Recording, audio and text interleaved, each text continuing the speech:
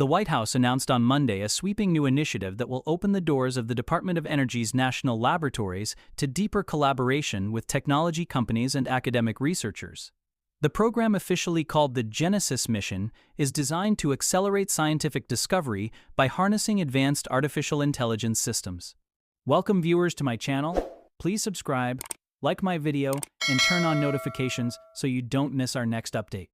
Created through a recent executive order, the Genesis Mission directs the Department of Energy to build a powerful new AI platform capable of training research-focused AI models using decades' worth of federal scientific data.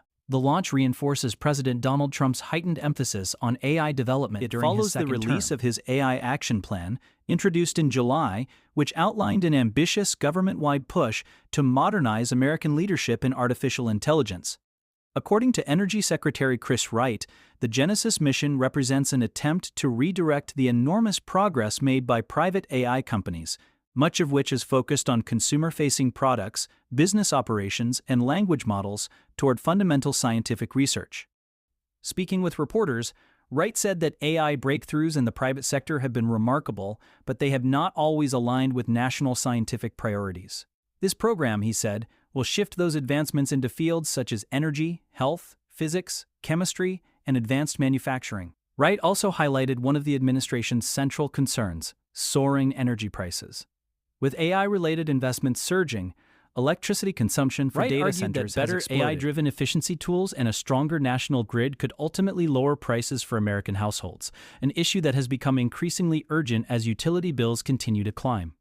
For decades, the DOE's national labs, spanning facilities like Ames National Laboratory in Iowa, Argonne National Laboratory in Illinois, and Lawrence Berkeley National Laboratory in California, have been responsible for breakthroughs in energy science, materials research, climate modeling, nuclear security, and more.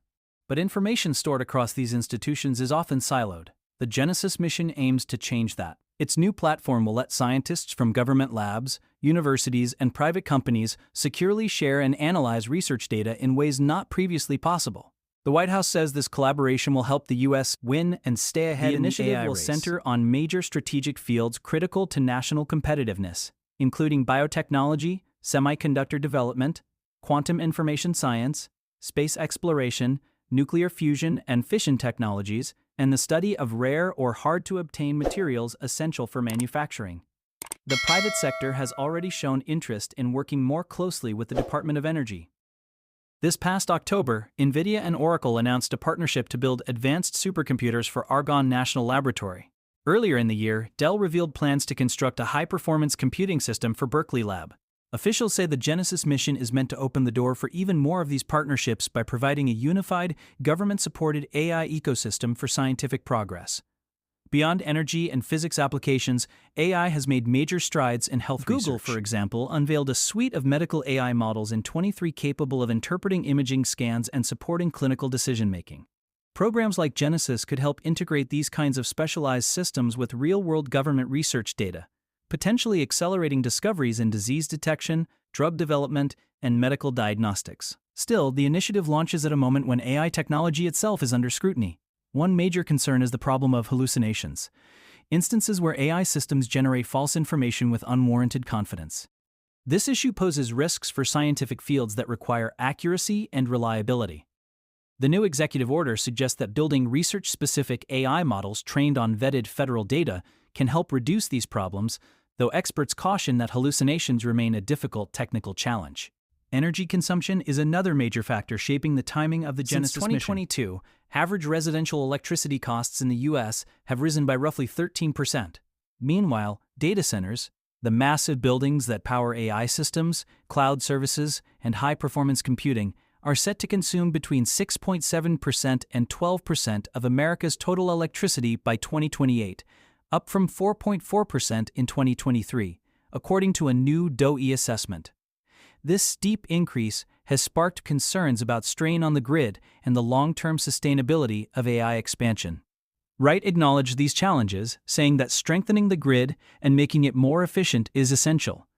He argued that AI itself can be used to optimize power distribution, manage peak electricity demand, and support renewable energy integration. These improvements, he said, could ultimately reverse the trend of rising prices that has frustrated many Americans. But turning those ambitions into reality, much of the national power grid is aging, underfunded, and increasingly vulnerable to extreme weather events. And as tech giants continue to invest billions of dollars into new data centers, the grid must evolve just as quickly to avoid falling behind. The Genesis mission attempts to address both problems simultaneously, accelerating scientific innovation while ensuring the infrastructure supporting AI's growth remains stable and affordable. In the coming months, the Department of Energy will begin rolling out the core components of the Genesis platform, inviting researchers, universities, and industry partners to take part. If successful, the initiative could reshape how American scientists work with AI and potentially redefine the country's leadership in global innovation.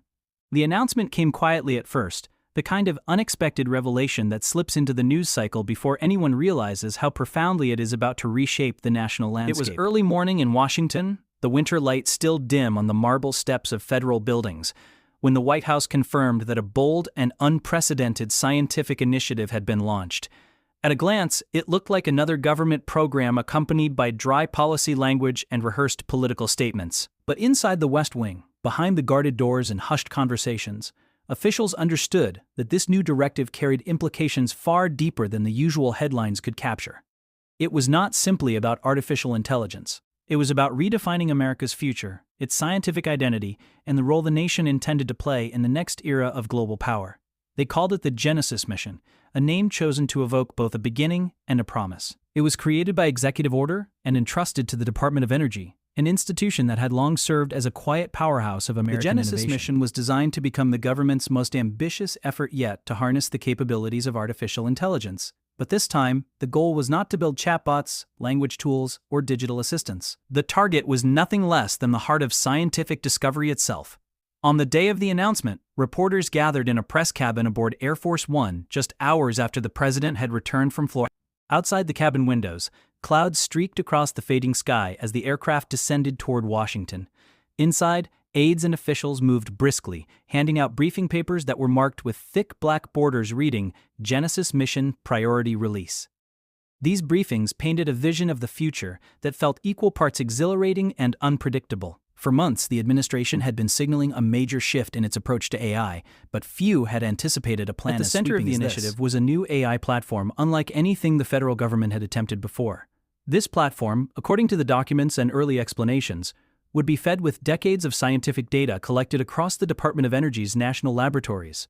These labs, scattered across the country, each with its own storied legacy, had been home to some of the most consequential scientific breakthroughs of the modern era.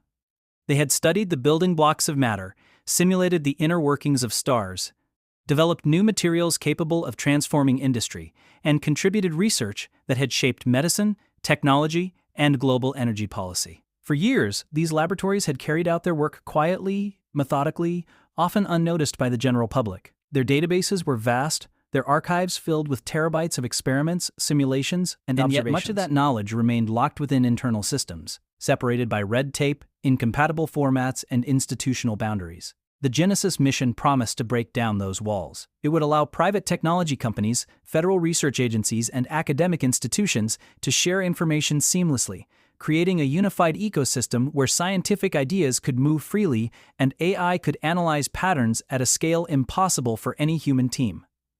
Energy Secretary Chris Wright was one of the first officials to speak publicly about the program. During a call with reporters, Wright explained that the private sector had already made extraordinary progress in AI, but the focus of these advancements had been largely commercial. Silicon Valley had trained models that could write essays, draft emails, recommend movies, plan schedules, and hold conversations. Businesses had adopted AI to streamline logistics, manage databases, and interpret market trends. But in Wright's view, the next frontier was not consumer apps or corporate algorithms. It was the deeper, more complex realm of scientific discovery, the place where breakthroughs had the potential to change the direction of entire industries and improve the lives of millions.